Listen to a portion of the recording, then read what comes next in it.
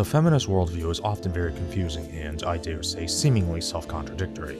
Maybe it's because I'm a stupid cisgendered heterosexual male and I couldn't possibly begin to understand how hard it is to get unwanted compliments from strangers or to have people hold doors open for me. So I thought that maybe some more enlightened individuals would be able to make sense of it for me. So here are 50 questions for feminists, number 3. If me being a white man automatically makes me a racist and a sexist, why should I even bother trying to cater to your sensibilities if you're just going to condemn me as a racist and a sexist anyway, and then proceed to disregard me as being an automatic racist and sexist just by virtue of my race and gender? And why shouldn't I speak out against such flagrant discrimination directed at myself? Do you realize that the fact that you can afford to go to college makes you more privileged than most of the people who will ever see this video? Whether you're talking about radical feminism or what moderates would call true feminism, you're still talking about an ideology which is entirely predicated upon the notion that there exists a patriarchy which gives advantages to men at the expense of women. So in order to call yourself a feminist, you need to believe that men are oppressors.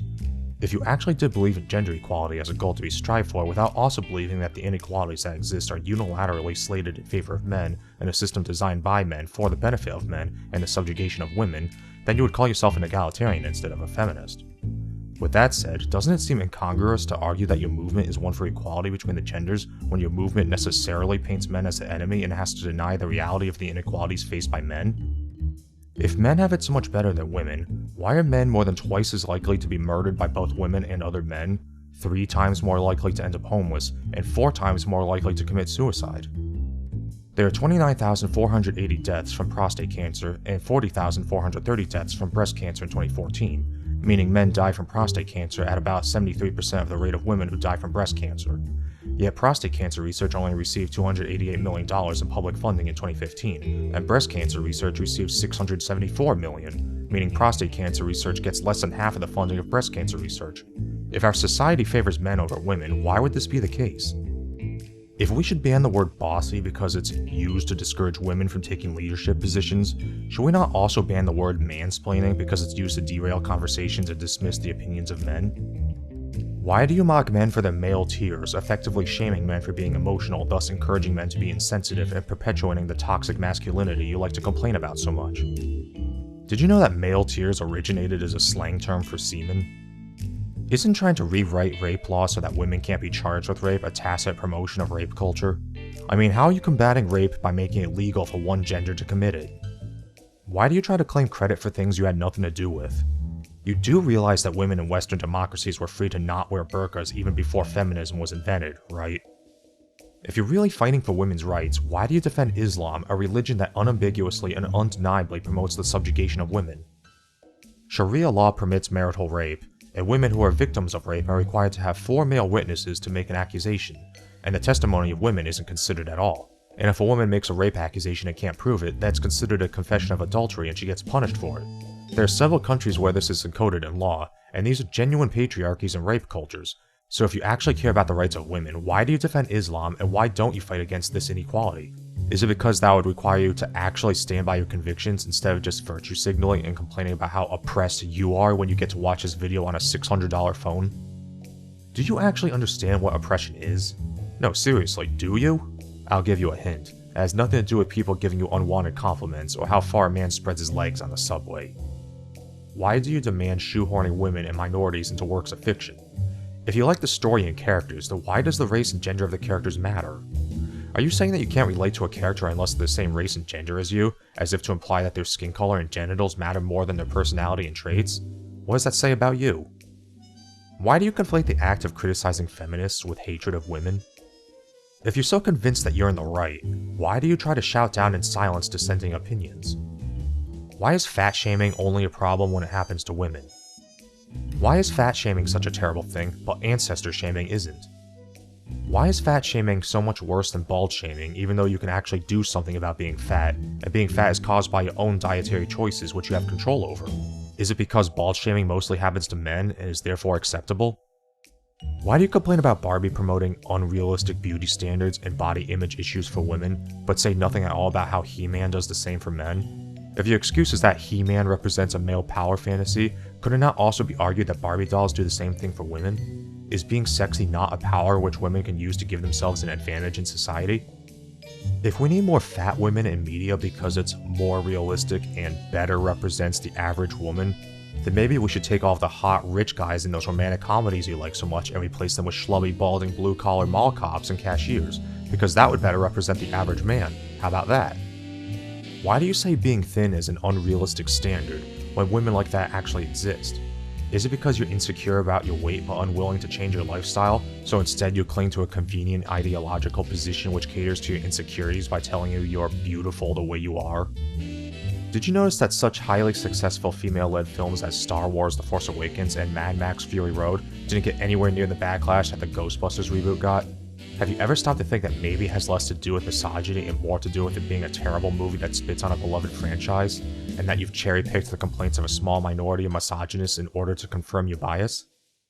If being a woman in the Western world is so hard, why do you feel the need to stretch to find things to complain about? Why do you complain about the average woman having greater medical expenses than the average man, when the average woman seeks medical treatment more often? If you don't hate men, why do you append man to words like mansplaining, man-interrupting, and manspreading to make it sound like men are the only ones who do these things, or to imply that somehow worse when men do it? Do you understand that your subjective feelings have no bearing on objective reality? Why do you complain about gender roles while reaping the benefits of said gender roles? Why don't you pay for your own dinner if equality is so important to you?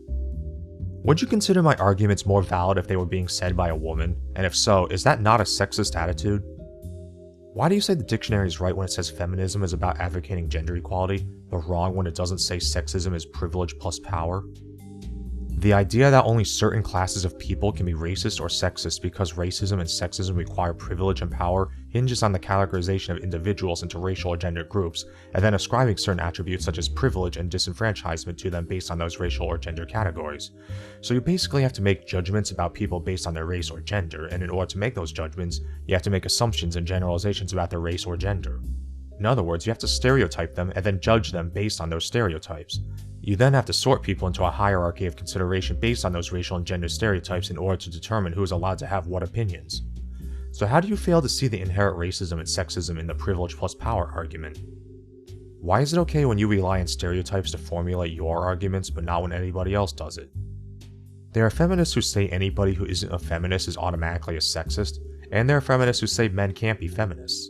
And there are feminists who say all men are sexist whether or not they realize it, so you're basically cornering men into a position where you can condemn them no matter what. So how do you fail to understand why so many men are against feminism? Doesn't the idea that men can't be feminists kind of go against the supposed ideals of intersectional feminism? I mean, if you believe that all forms of oppression and equality go hand in hand, and if you believe that feminism is about equality, then does feminism not represent men who face inequality and oppression, such as those of minority ethnicities and LGBT status, or even straight white male victims of domestic violence who are denied access to abuse shelters because of their gender?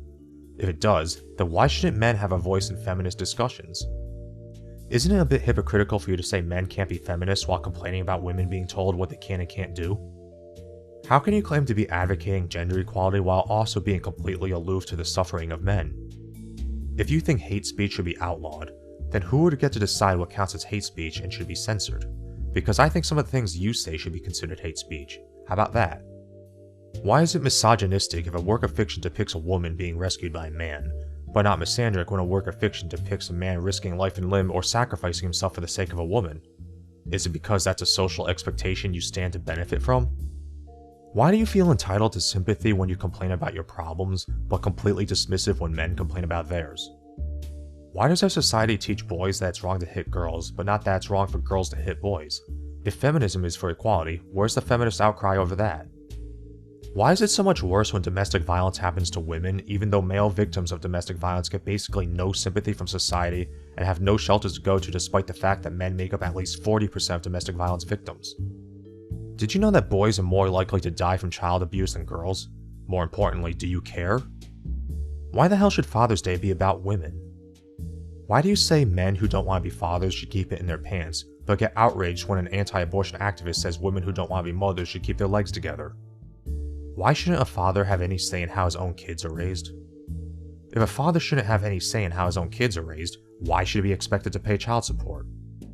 Women have the legal power to give up a child for adoption or abort a fetus, both in complete disregard for the wishes of the father. But if a man accidentally gets a woman pregnant either by failing to pull out in time or by having a condom break, he is still expected to pay child support if the woman decides to keep the child. A man can also be declared legally responsible for a child even after proving he isn't the father, or if a woman gets pregnant by sabotaging a condom, stealing his sperm, or even raping him. So basically, women have the privilege of being able to opt out of parenthood, but men do not. So if feminism is about equality, why don't feminists stand up for a man's right to his own body? You show open contempt for men's issues. You downplay facts and statistics which don't suit your narrative of perpetual female victimhood at the hands of men. You actively try to prevent men's issues from being addressed. You advocate policies which are unfair to men while refusing to acknowledge or addressing existing policies which are already unfair to men. And you dismiss the opinions of men outright. Even if you aren't one of the self-identified feminists who does those things, you still refuse to admonish those who do, or distance yourself from them by continuing to use the feminist label, which you know has become synonymous with man-hating. So I have to ask, why do you hate men? Why isn't my dick in your mouth? This is a serious question. If we live in a rape culture which you insist celebrates and protects rapists, and if we live in a patriarchy which you insist gives men all the power and privilege in society, and if all men need to be taught not to rape, which is to imply that all men are born rapists and are just waiting for an opportunity to strike, then it stands to reason that I should have both the power and the inclination to stick my dick in your mouth whenever I want and get away with it. So why isn't my dick in your mouth? Are you triggered? So those are yet another 50 questions for feminists. If you have any questions of your own, ask them in the comment section below, and don't forget to like this video and subscribe.